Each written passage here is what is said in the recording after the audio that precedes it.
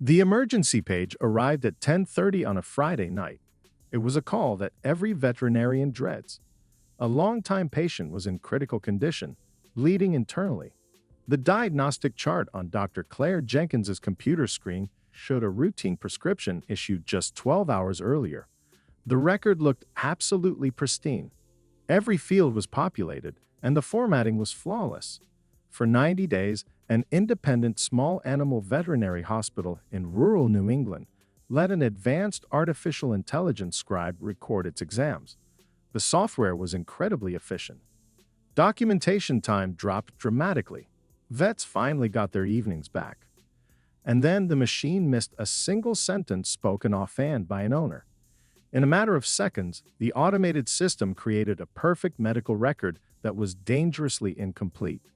This is the story of how an experienced doctor outsourced her documentation to a machine, only to discover that a clean chart can easily mask a quiet catastrophe.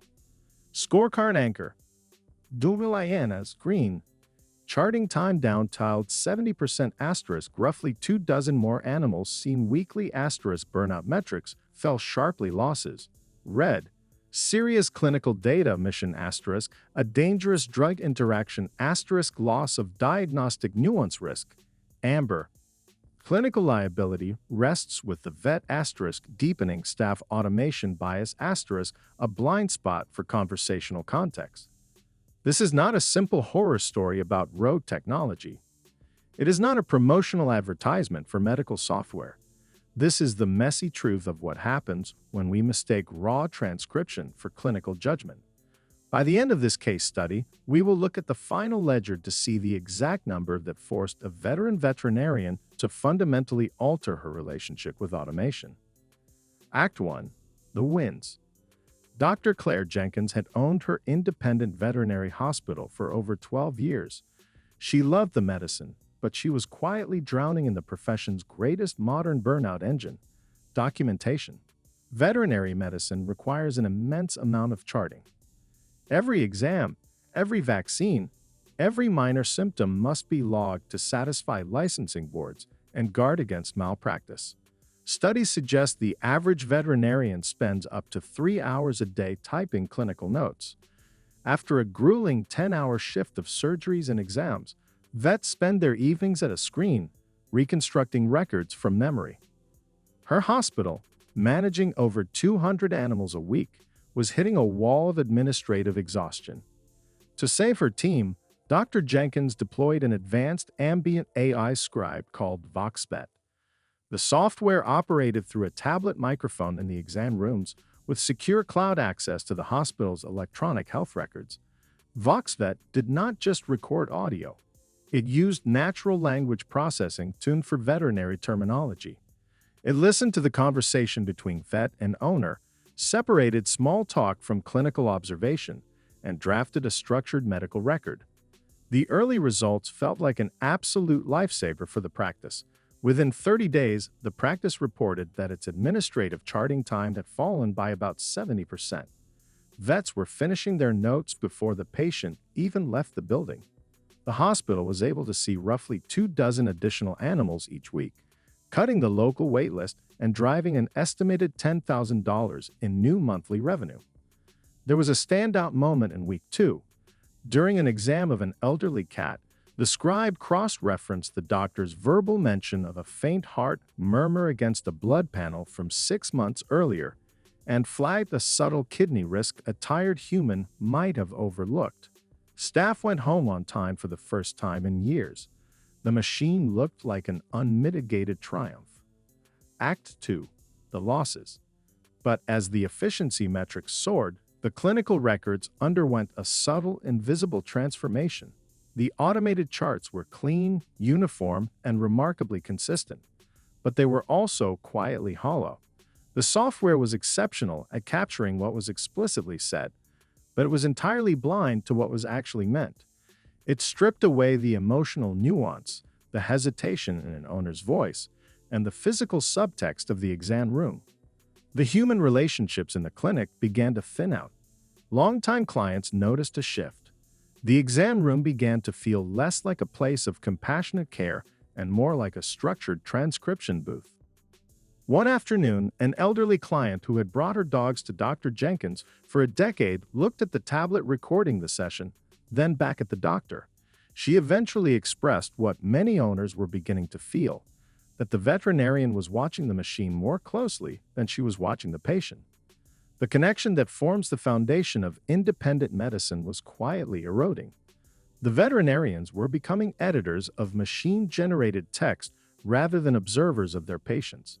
The dashboard looked flawless, but a structural vulnerability was building silently inside the database, waiting for the perfect storm of distraction and algorithmic blindness. Act 3. The risk. The system failure reached its crisis point during a chaotic afternoon in month 3. The clinic was double booked, phones ringing, and Dr. Jenkins was running 20 minutes behind. She entered exam room 3 to treat a 7-year-old boxer named Barnaby, brought in by his owner Mark. Barnaby had a severe allergic skin reaction. He was scratching himself raw, and the room was tense. During the frantic exam, Dr. Jenkins asked Mark if Barnaby was currently taking any regular medications. Mark was distracted, trying to restrain the heavy dog on the table. He replied offhand, "Just some leftover anti-inflammatory pills from his old vet for his hip stiffness, but we only give them to him when it rains." It was a piece of critical clinical information. The old pills were a potent non-steroidal anti-inflammatory drug. But the comment was spoken quickly, interrupted by Barnaby barking at a passing cart in the hallway. The AI Scribe processed the acoustic audio perfectly. However, because the remark fell outside the structured question and answer format, and because it was muffled by the barking, the algorithm classified the sentence as low-relevance background noise. The software completely omitted the medication from the primary history field. Instead, it buried a fragmented transcription deep within an unstructured text log that no human ever opened. And here is where the real failure happened. It was not the omission, it was what the omission looked like. Dr. Jenkins, exhausted and rushing to her next surgery, skimmed the AI-generated draft on her tablet. The history field did not read unknown. It did not read unverified. It read, "No current daily medications," a definitive statement presented with total confidence in a chart that looked immaculate. In veterinary medicine, combining a non-steroidal anti-inflammatory with a corticosteroid is widely recognized as a serious clinical error. Veterinary guidance generally warns against it because the combination can cause severe, life-threatening damage to the gastrointestinal tract. 12 hours later, Barnaby was rushed to the emergency ICU in severe distress. The dog survived, but only after 2 days of intensive care and thousands of dollars in emergency therapy. The failure was total, but it was not technical. The AI had not malfunctioned. It had simply failed to understand context. It did not know that a casual, fragmented sentence about a rainy day pill mattered more than the 15 minutes of small talk that preceded it, and then it presented that gap as a fact. The immediate responsibility remained with the clinic, not the software vendor. Their licensing agreement was clear and measured. The software is an administrative drafting aid, not a licensed practitioner. In most jurisdictions, the clinical and legal responsibility for a medical chart rests primarily with the professional who signs it. Dr. Jenkins was facing a devastating malpractice risk, a severe blow to her local reputation, and the crushing realization that her trust in a digital dashboard had nearly cost an innocent animal its life. The reckoning. Dr. Jenkins did not ban the technology from her hospital, but she stripped it of its authority. She instituted a strict human-in-the-loop framework that treated the AI as a junior assistant, never the final author. Pause. Today, the software still listens and drafts, but the hospital added a mandatory verification protocol. Medication history can no longer be populated by the scribe. It is a locked red field that a human technician must verbally confirm, manually type, and sign off before any prescription can be generated. Furthermore, a prominent notice was placed in every exam room, explicitly informing owners that an AI tool assists with notes, reminding them to state all medical details clearly to the staff. The final ledger. Total automated patient charts. Over 2,000 records processed. Evening documentation time saved. Roughly 200 hours returned to staff. The critical number. One overlooked piece of clinical context that exposed the danger of trusting a perfect-looking chart. The redemption for the hospital came in how they chose to use their reclaimed hours. Dr. Jenkins did not use the saved time to cram more appointments into her day. Instead, she used those extra 20 minutes per shift to sit on the floor with the animals, looking owners in the eye and ensuring that the vital human context of medicine was never lost to a machine again.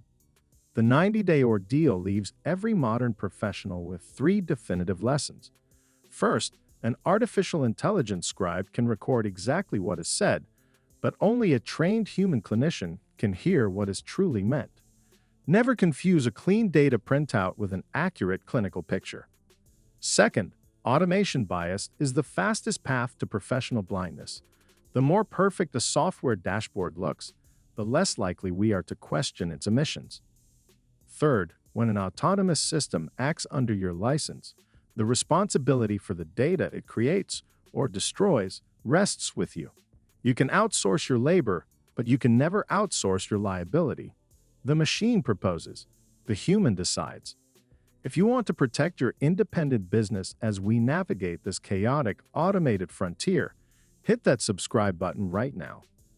In our next case study, we step out of the veterinary clinic and into a chiropractic practice where an artificial intelligence began generating patient treatment plans. Until it recommended a course of care for a body it had never actually examined. We will see you in the next episode.